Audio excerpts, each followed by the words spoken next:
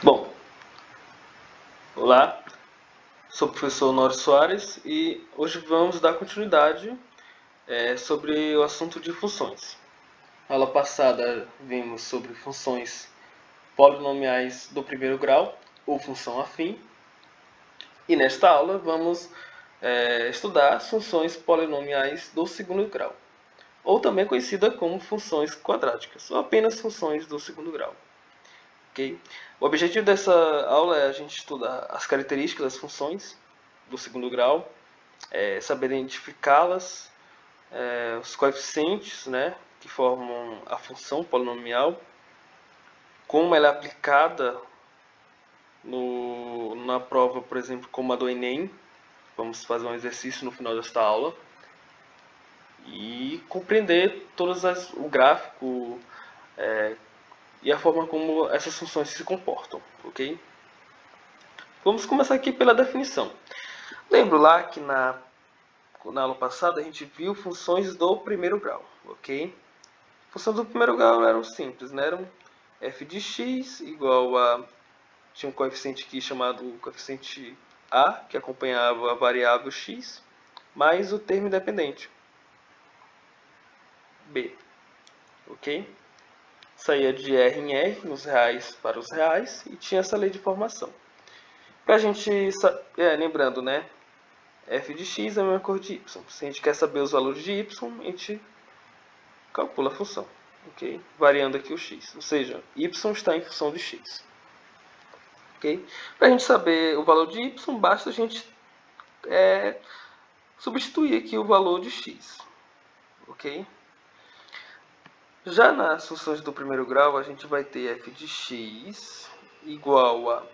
O a agora vai acompanhar a variável ao quadrado, o b vai acompanhar a variável,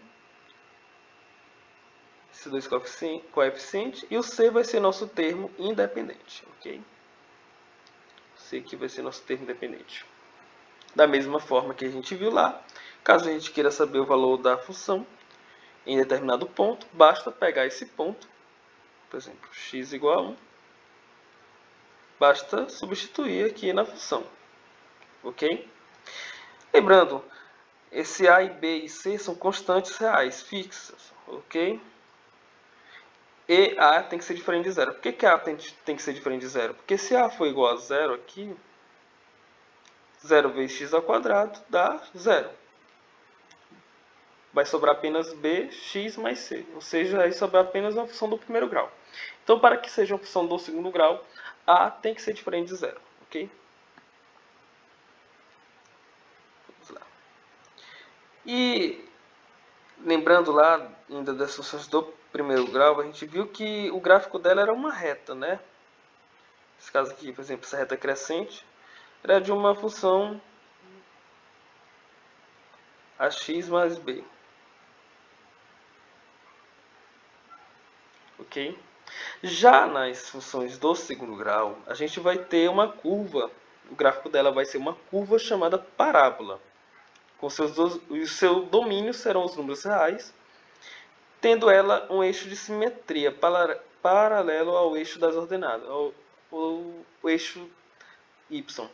Só lembrando aqui, gente, ó, eixo ordenada, eixo y, eixo das abscissas, eixo x, ok? E a gente vai ter esse eixo de simetria aqui, meio que divide, entre aspas, o gráfico ao meio, ok? E para construir esse gráfico, a gente precisa procurar os pontos do nosso gráfico, da nossa curva, da nossa parábola. E para isso a gente começa procurando os pontos onde a curva toca o eixo x, ou passa pelo eixo x, o eixo das abscissas. Ou seja, quando ele toca aqui, a nossa função vai ser zero.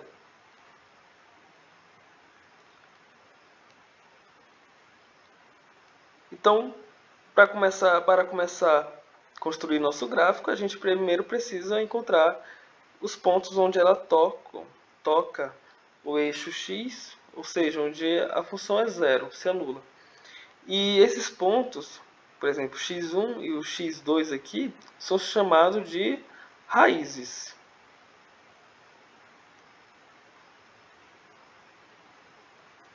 Raízes da nossa função. Então, quando pedir raiz da função do segundo grau tal, você está procurando os pontos, os valores para x, no qual a função vai zerar.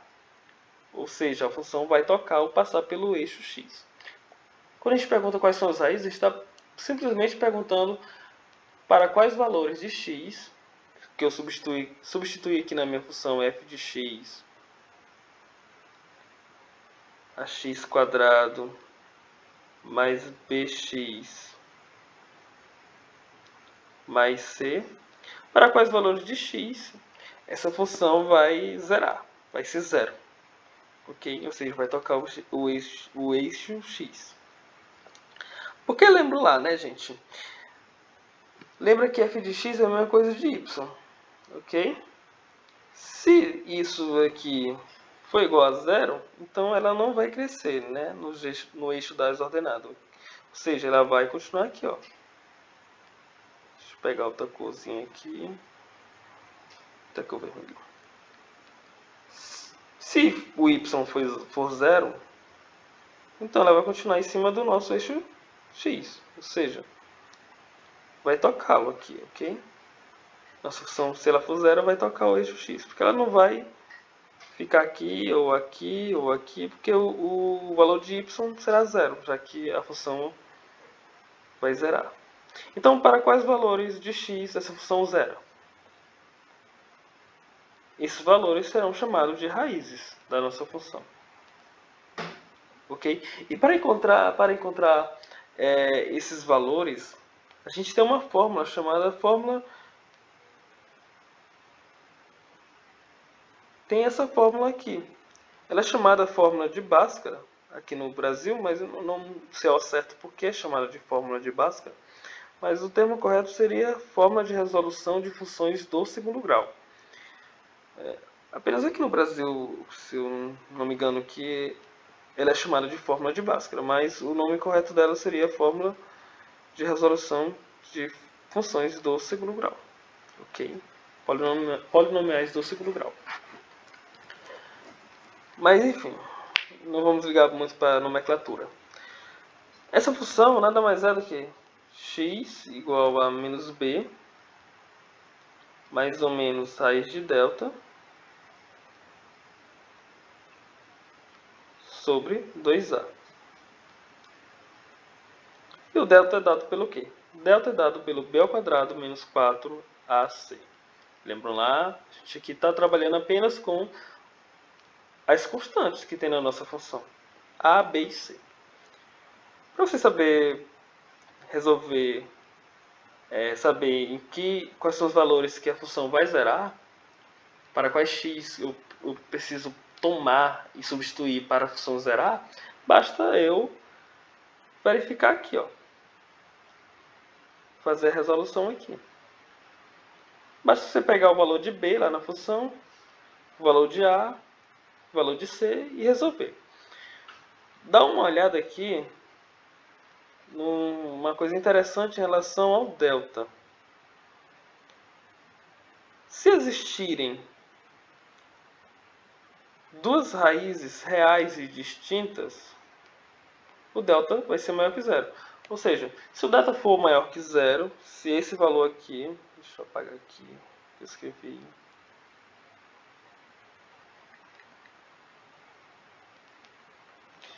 se o delta aqui, quando você resolver b ao quadrado menos 4ac der um valor maior que zero, a gente vai ter duas raízes reais e distintas, duas raízes diferentes. Ou seja, a gente vai ter dois valores para os quais a função vai zerar. Lembram lá que na função do primeiro grau a gente encontrava um valor para a função zerar. Aqui no segundo grau a gente vai ter até dois valores, ok? Eles podem ser distintos ou iguais. Se o delta for maior que zero, serão distintos esses valores. Caso delta seja igual a zero, esses valores serão iguais.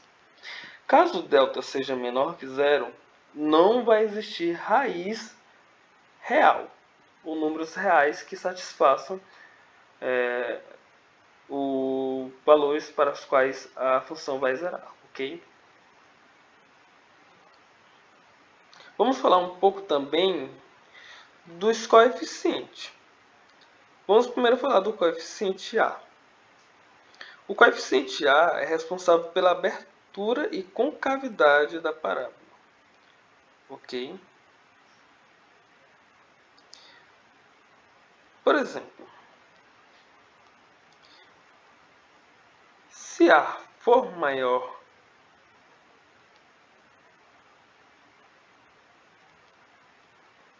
que zero, a gente vai ter a concavidade voltada para cima.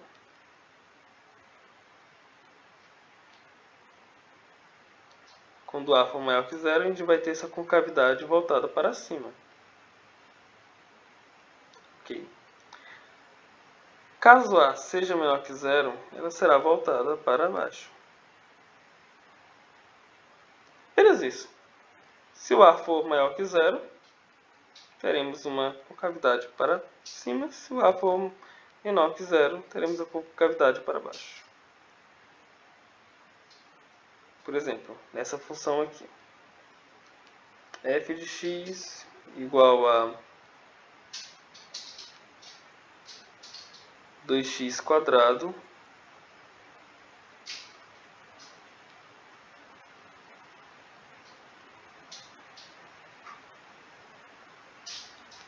menos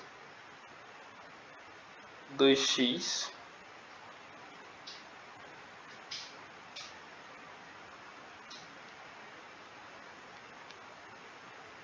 mais 1. Vamos lá. Vamos construir o gráfico, né, dessa função. Para a gente construir o gráfico aqui,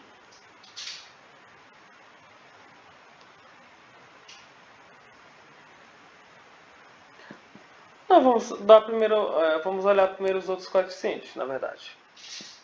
Os outros números constantes. Mas nesse caso aqui, o A aqui é igual a 2. Neste caso, eu não vou desenhar o gráfico aqui fielmente como deveria ser, porque eu ainda vou ver com vocês a constante B e a constante C. Mas como o 2 aqui é maior que zero, é positivo, eu não sei onde que toca, em quantos lugares toca, mas a concavidade dele, dessa função, é para cima.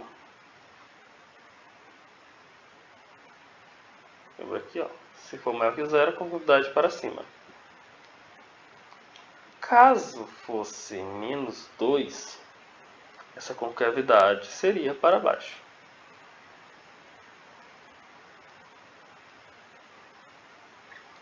Ok? Vamos lá. O coeficiente B. O coeficiente B indica se a parábola corta o eixo x no seu ramo crescente ou decrescente. Quando B é igual a zero, a parábola corta o eixo y no seu vértice e suas raízes são números opostos. Ok? Só para a gente fixar um pouquinho aqui.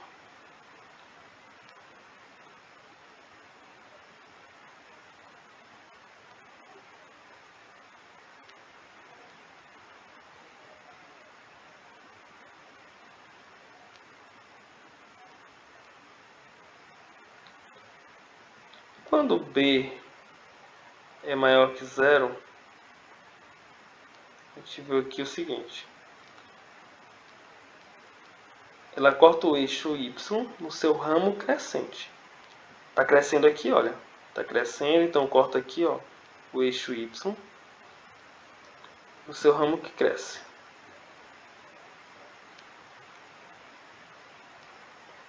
Quando B é menor que zero, a função corta o eixo y no seu ramo que está decrescendo. Aqui, ó. quando b é menor que 0. Esse ramo aqui está decrescendo, então ele corta aqui, ó.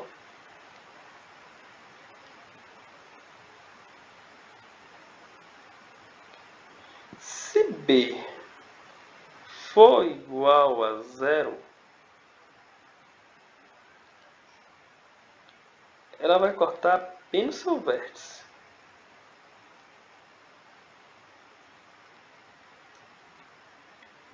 Bem no vértice. Não vai ser nem no ramo crescente, nem decrescente. Vai ser bem no vértice. Bem no meio. Ok? Lembram lá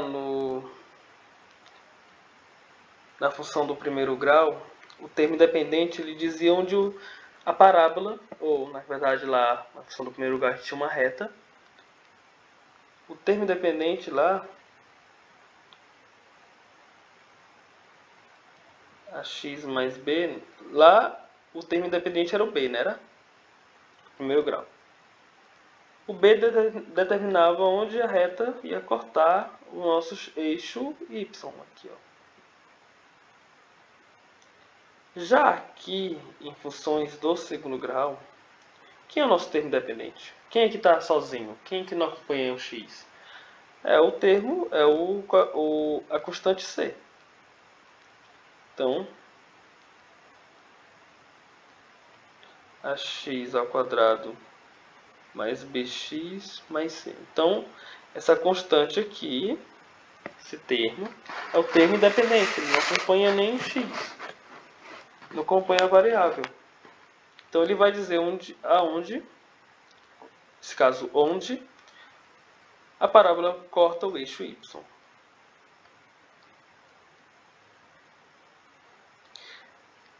Vai lembrar também que a parábola passa na origem do sistema cartesiano e uma das raízes será nula. Ou seja, se a parábola cortar aqui, ó, bem na origem, uma das raízes dela será nula. Ok? Que passa bem aqui no zero. Então é o zero que faz o ponto. Um dos pontos que fazem a função zerar, já que está cortando o y bem que no zero, é o próprio zero.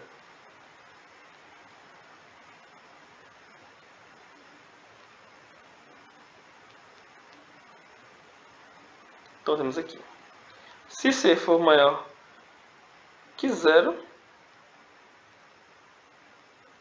ele vai tocar o eixo y aqui em cima da abscissa, ok? Dos eixos do x.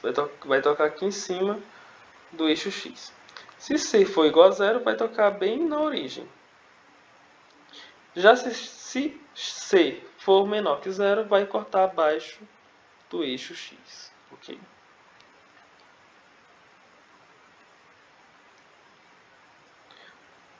O vértice da parábola é outro ponto que a gente vai estudar sobre o gráfico da parábola.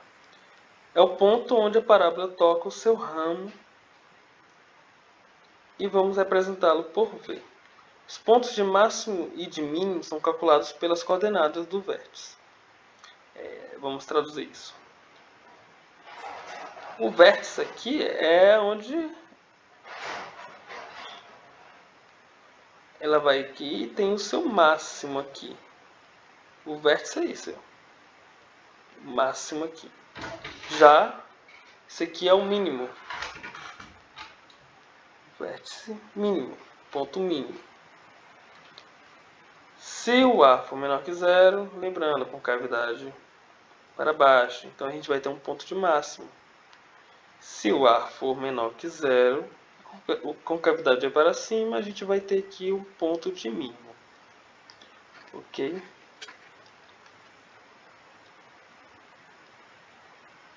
E esta é a fórmula para calcular as coordenadas dos vértices.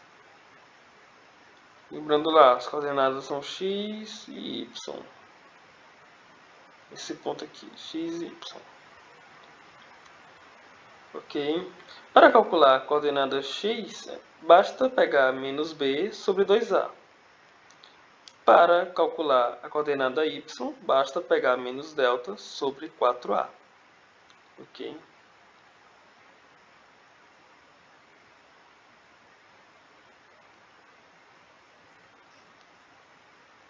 No exercício a gente vai fixar isso melhor. Passando aqui. Não confunda quando calcular o x do vértice ou y. Vou passar alguns probleminhas aqui para a gente saber quando calcular ou o x do vértice ou y. Se tiverem perguntas como qual é o valor máximo ou mínimo da função, qual é a área máxima da figura, qual é o lucro máximo da empresa, qual a altura máxima atingida pela bola, qual o custo mínimo da empresa, devemos calcular o y, ok? Porque o y aqui que vai dar a altura, vai dar o máximo aqui de lucro, sei lá, a altura máxima. Quando for perguntas sobre isso, a gente vai calcular o eixo y, ok? Se por exemplo, numa questão estiver pedindo a altura máxima aqui da nossa função, do nosso gráfico, a altura é dada pelo valor aqui de y, ok? Então a gente calcula apenas o vértice y, coordenada y. Se perguntas forem qual o valor de x para que a função seja máxima ou mínima, ou qual o valor de x para que a área seja máxima, ou quantas unidades a empresa precisa produzir para ter lucro máximo, em qual tempo o projétil atinge a maior altura, quantas unidades a empresa precisa produzir para obter lucro mínimo, devemos calcular o eixo x, calcular o x do vértice. Por quê? Porque você olha para cá, geralmente no gráfico que representa lucros de uma empresa, geralmente é pela quantidade de produtos que é produzido. A quantidade de produtos produzido vai dar o preço, vai dar o lucro final, que é o y. Numa questão a gente vai entender melhor. Vou passar aqui para a questão.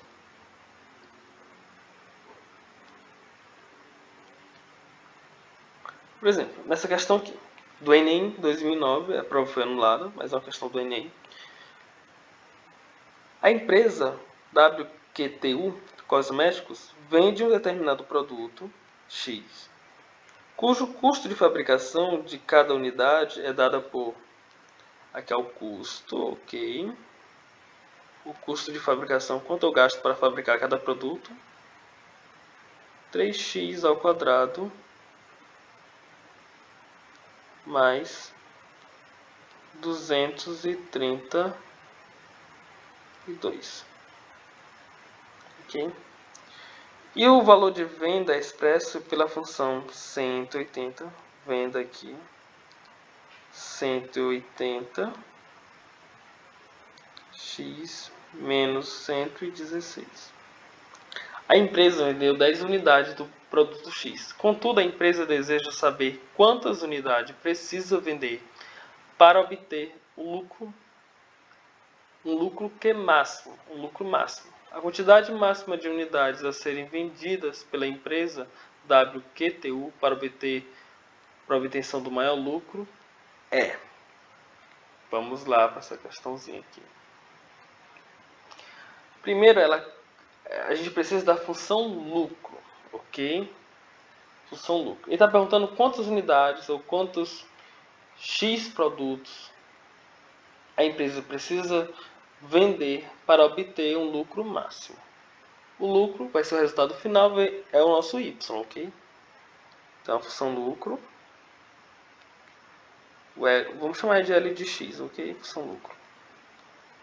O nosso y. Tudo faz. É dada por quem? Lucro. A gente pega o que a gente vende, tira o que a gente gasta, o nosso custo com o produto, e no final vamos ter o lucro. Qual é a função de venda? A função venda é 180x menos 16. 180x menos 116.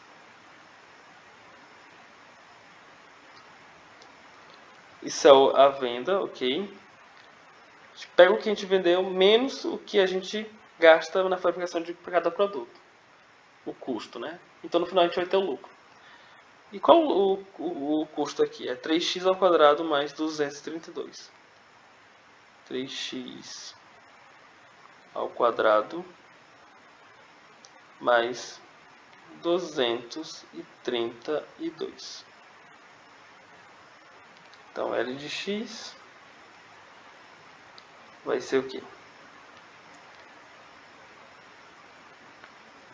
180x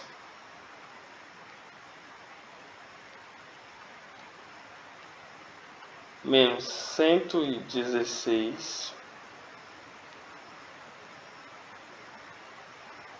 menos 3x ao quadrado menos mais ou menos 232.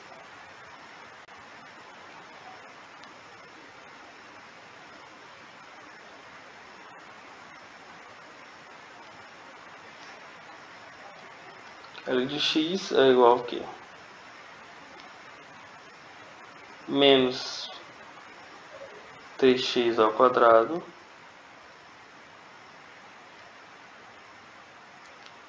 mais 180x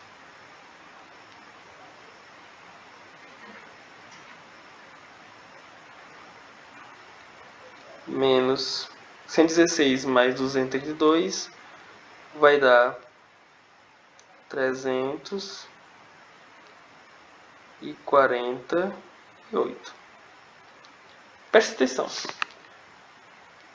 Quem é o A aqui? É o menos 3, ok?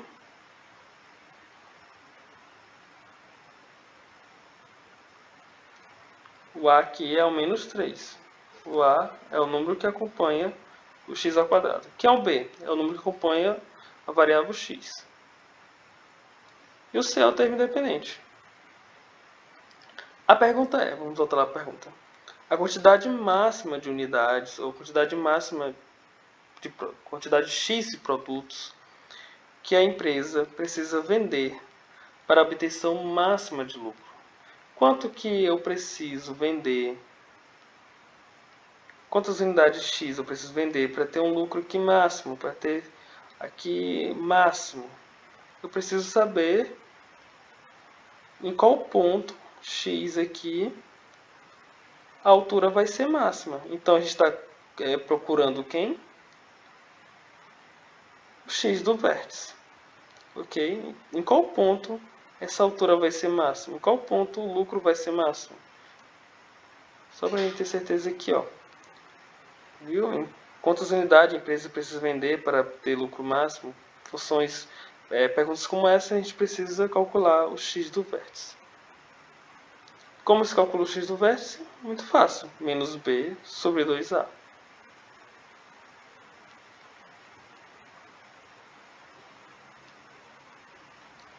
X do vértice é igual a menos B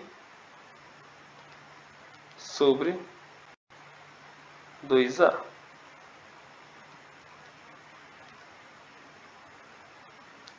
B é quem? B é 180. Menos 180 sobre... E quem é A? Menos 3. Menos 2 vezes 3.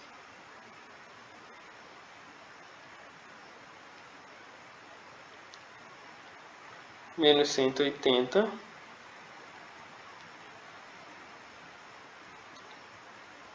Menos 2 vezes 3 dá menos 6.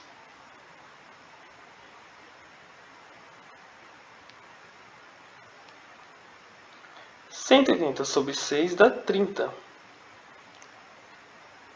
Menos com menos dá mais.